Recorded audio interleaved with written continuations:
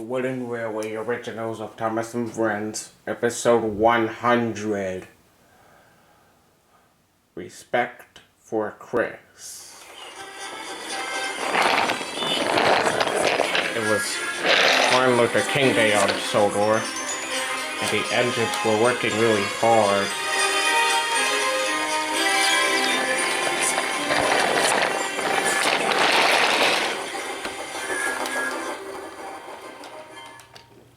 Mavis had been delivering cars full of stone to and from Nafford Harbor.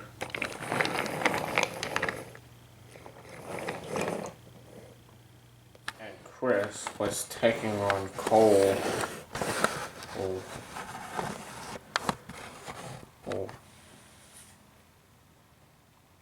But he didn't notice that there was water inside his tender, which made his firebox click clonk, and kept the engines awake.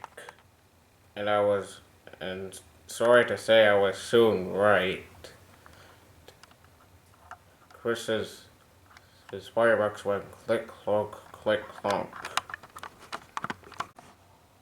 Chris's firebox is keeping us all awake, said Philip. Yeah, said Billy. Sounds kind of funny. But Chris was cross.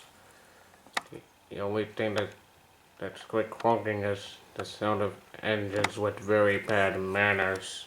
The next morning, Billy teased Chris even more. Chris is awake at last, he said. Chris was cross. He didn't like being called names.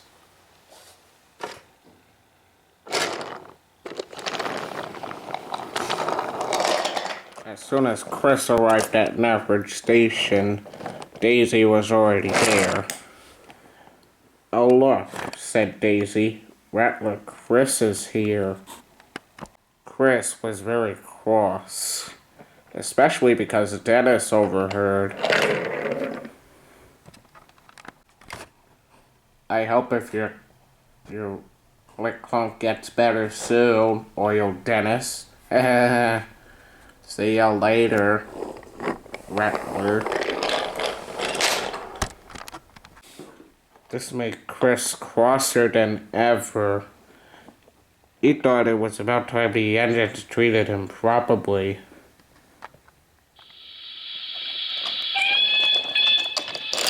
Later, he flew up ahead of Neville, who was pulling a train of cars.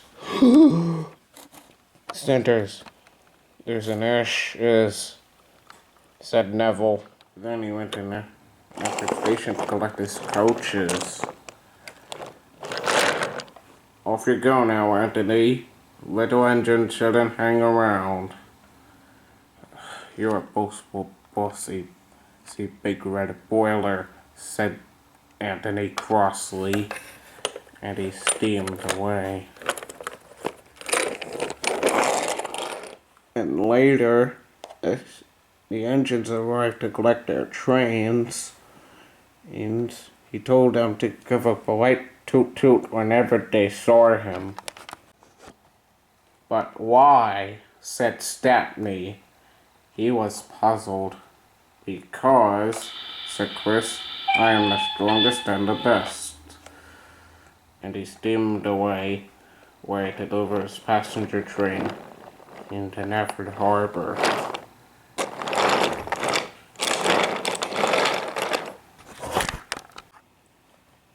You can toot at him if you like, said Molly, but I'm not going to.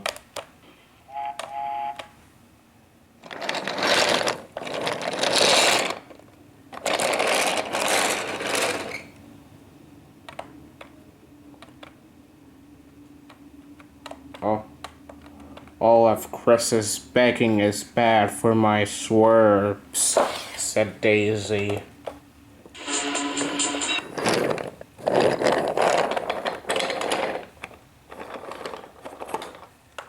I'm not even going to toot You were polite to that Chris anyway, said Stepney.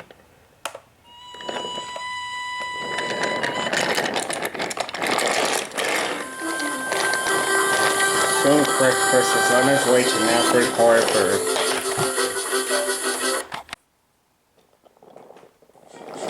He was so cross that the switch was switched onto a siding.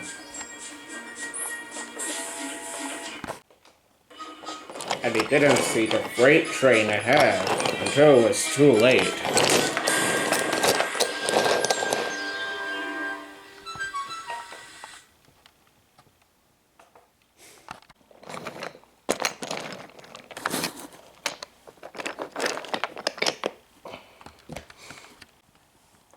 Just then, Ashima and Gina arrived with the long train.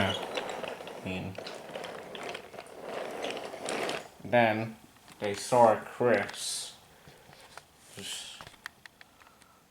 Looks like Chris isn't the cleanest engine anymore. Mamma mia, you're right, said Gina. Looks like he won't be pulling the express for a while. But anyways, let's get going. And the two engines steamed away to deliver for their cars.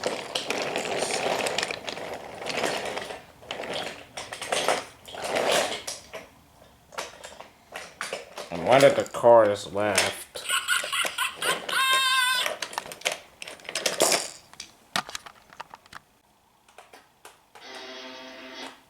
Then Diesel arrived.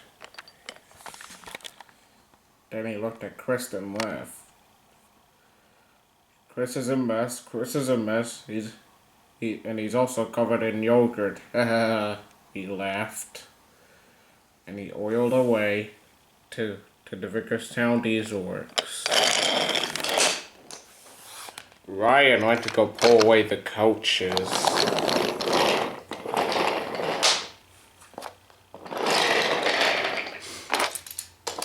And Tom from the mainland went to go shunt Chris to the works.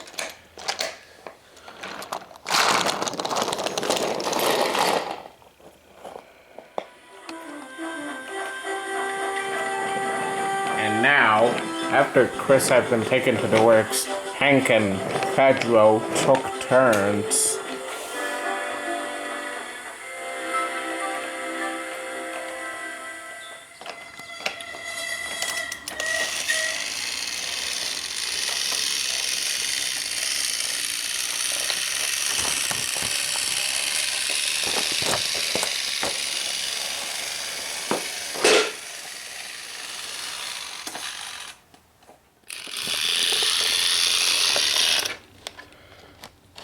Meanwhile, Hank sighed.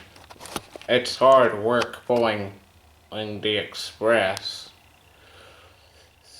Yeah, said Pedro. Hank must be so fast to pull the express.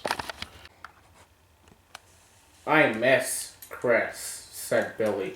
I miss his rattle to go to sleep by. Chris had to be at the works for a long time. I'm sure Hank and Pedro are doing a good job owning the express, he thought to himself. A couple of days later, Chris had came back from the works. But that evening he had something to say to the engines.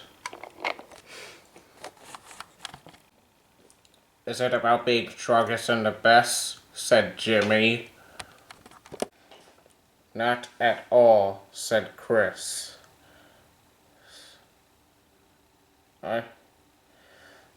Sorry I kept you and Philip up awake last night, Billy. And now, I know that engines give the truth because they work hard and deserve it, not because they beg for it. and the rest of the engines agreed to it.